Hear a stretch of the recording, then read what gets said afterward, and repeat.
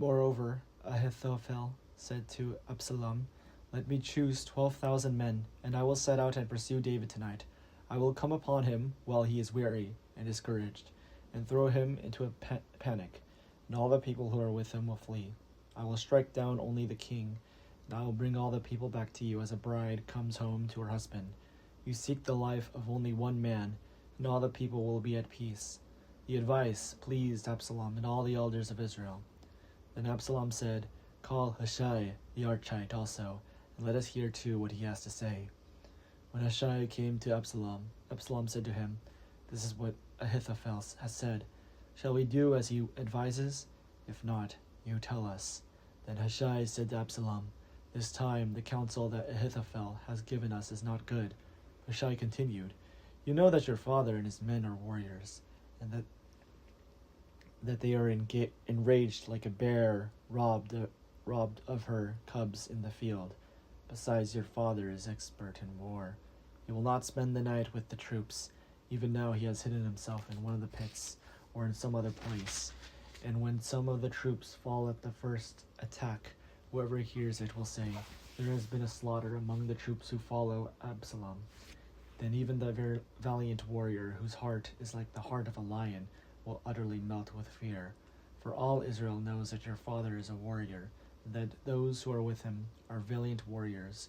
But my counsel is that all Israel be gathered to you, from Dan to Beersheba, like the sand by the sea for multitude, and that you go to battle in person. So we shall come upon him in whatever place he may be found, and we shall light on him as dew falls on the ground, and he will not survive, nor will any of those with him.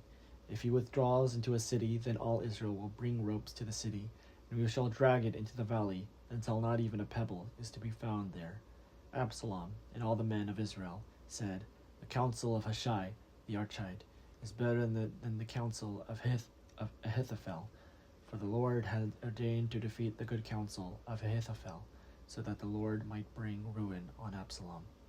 Then Hushai said to the priests Zadok and Abiathar, "Thus and so did Ahithophel counsel Absalom, and the elders of Israel, and thus and so I have counseled. Therefore send quickly and tell David, 'Do not lodge tonight at the fords of the wilderness, but by all means cross over, otherwise the kings and all the people who are with him will be swallowed up.'" Jonathan and Ahimaaz were waiting in Rogel. A servant girl used to go and tell them it, and they would go and tell David, for they would not risk being seen entering the city. But a boy saw them and told Absalom, so both of them went away and quickly, and came to the house of a man at Bohirim, who had a well in his courtyard, and they went down into it. The man's wife took a covering, stretched it over the well's mouth, and spread out grain on it, and nothing was known of it. When Absalom's servant came to the woman at the house, they said, "Where are Ahimaaz and Jonathan?"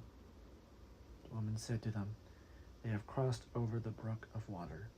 And when they had searched and could not find them, they returned to Jerusalem. After they had gone, the men came up out of the well and went and told King David. They said to David, "Go and cross the water quickly, for thus and so has Ahithophel counseled against you." So David and all the people who were with him set out and crossed the Jordan by daybreak. Not one was left who had not crossed the Jordan. When Ahithophel saw that his counsel was not followed, he saddled his donkey and went off home to his own city. He set his house in order and hanged himself. He died and was buried in the tomb of his father. Then David came to Mahanaim,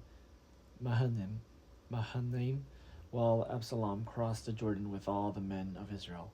Now Absalom had sent Amasa over the army in the place of Joab. Amasa was the son of a man named Ithra, the Ishmaelite, who married Abigail, daughter of Nahash, sister of Zeruiah, Joab's mother. The Israelites and Absalom encamped in the land of Gilead.